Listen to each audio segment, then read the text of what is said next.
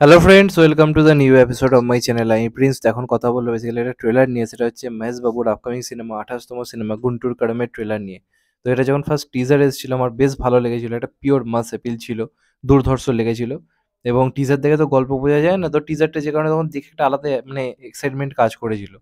তারপর আপনারা যদি দেখেন পরে যে গানগুলো এসছে, গানগুলো খুব জনপ্রিয় হয়েছে বলবো না, তবে লাস্ট যে গানটা এসছে ওটা তুমুল জনপ্রিয় হয়েছে, ভালো হয়েছে গানটা। মাস মুভিতে যেরকম গান থাকা দরকার সেই জিনিসটা রয়েছে। তো এবার এই ট্রেলারটার ভালো দিকও রয়েছে, খারাপ দিকও রয়েছে। প্রথমে ভালো দিক নিয়ে বেসিক্যালি এই কথাগুলো বলি। সেটা হচ্ছে মাস অ্যাপিল। এই ট্রেলার জুড়ে যে মাস অ্যাপিলটা রাখা রয়েছে সেটা দেখার মতো। সেটা এক কথায় দুর্ধর্ষ। আপনারা যদি সাউথের সিনেমাগুলো দেখেন, যে সিনেমাগুলো পিওর মাস মুভি, দর্শক মানে যে ফ্যান ক্যাটারিং যে সিনেমাগুলো বেসিক্যালি হয়ে থাকে, যেটা তেলাপতি বিজয়ের ধরুন, মানে লিও কিন্তু ফ্যান ক্যাটারিং মুভি নয়, কিন্তু ভারিসু সিনেমাটা কিন্তু ফ্যান ক্যাটারিং মুভি। ওই যে ফ্যামিলি প্লাস অ্যাকশন যে ব্যাপার স্যাপারগুলো, সেগুলো তেলাপতি বিজয়ের হচ্ছে কোর অডিয়েন্স। তেমনভাবে মহেশ বাবুরও কিন্তু কোর অডিয়েন্স কিন্তু এটাই। তো সেই অডিয়েন্সের জন্য বানানো যেহেতু কাজ, তো আপনাদেরকে ওইভাবে জিনিসটা ভাবতে হবে। তো সেদিক দিয়ে বিচার করলে ট্রেলারটায় যে মাস অ্যাপিলগুলো রয়েছে, সিগারেট ফুঁকছে, এরমভাবে হাত রেখে সব কিছু তুলে ফেলছে, এ যখন হাঁটছে চারপাশে সব কিছু উড়ে যাচ্ছে, গাড়ি উড়ে যাচ্ছে, নিজের সোয়াগে হেঁটে যাচ্ছে। তো এই জিনিসগুলো ভালো লাগছে দেখতে, এবং সেগুলোর মধ্যে কোনো প্রবলেম নেই। মহেশবাবুর মাস অ্যাপিল বরাবরই ভালো, সেটা আমরা তার বহু সিনেমাতে দেখেছি।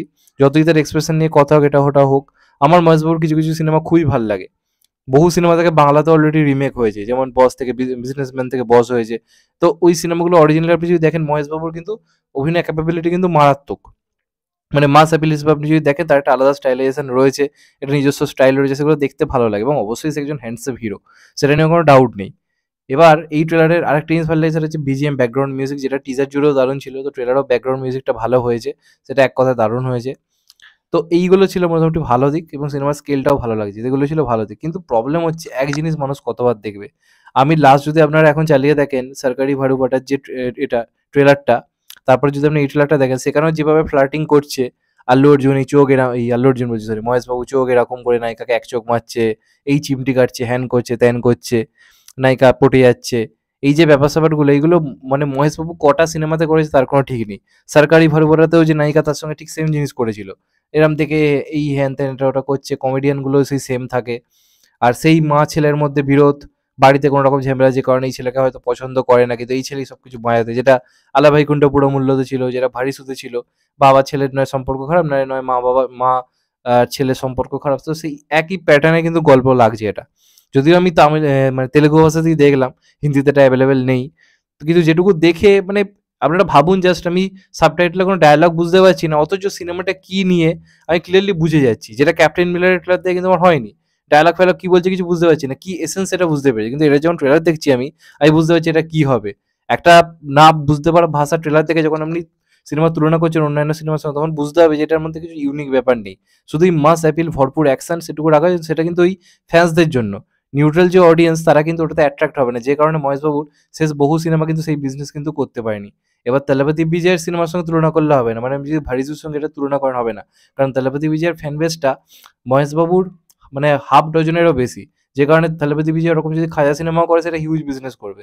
কিন্তু মহেশবাবুর ফ্যান বেসটা তুলনামূলকভাবে কম, যে কারণে একটা বিরাট অডিয়েন্স রয়েছে, তারা থেকে কিন্তু কালেকশনই 100-150 কোটির মধ্যে গিয়ে কিন্তু থেমে যায়। কিন্তু মহেশবাবুকে কিন্তু যদি আরও বড়োভাবে ইউজ করা যায়, তার মধ্যে কিন্তু সেই ক্যাপাবিলিটি রয়েছে। আশা করবো এস এস রাজামৌলি তাকে আনছে, SSMB 29 যে সিনেমাটা, সেটা নিয়ে একটা আশা আমার রয়েছে। তবে এইটার ট্রেলার থেকে আমি খুব একটা কিছু আশা পেলাম না। সেই সরকারও ভাড়িপাটার মতোই হবে, নয় সেই আগের সিনেমাগুলোর মতোই হবে, কিছু ইউনিক দেখবো সেটা কিন্তু হচ্ছে না। এখন সাউথের অডিয়েন্স অনেক ম্যাচিওর হয়ে গেছে, কত কত ম্যাচিওর ম্যাচিওর সিনেমা আছে, সেখানে দাঁড়িয়ে এটা কতটা এই ফ্যান্সরা বাদে দেখবে, সেটা একটা বড় চাপের ব্যাপার। তো আমি ট্রেলারটা মাস অ্যাপিলের দিক দিয়ে বিচার করলে আমার খারাপ লাগেনি, কিন্তু কিছু দেখে কোনো এক্সাইটমেন্ট হওয়া বা একটা ইউনিক কিছু দেখলাম, যেটা দেখে মনে হবে যে অন্য ভাষার সিনেমা তাও দেখতে যাবো, সেই এক্সাইটমেন্ট কোথাও গিয়ে কাজ করলো না। তো দেখা যাক ফাইনালি কেমন হয়। মহেশবাবুর ফ্যান্সদের জন্য তো এটা বড় ট্রিট, তাদের ভালো লাগবেই।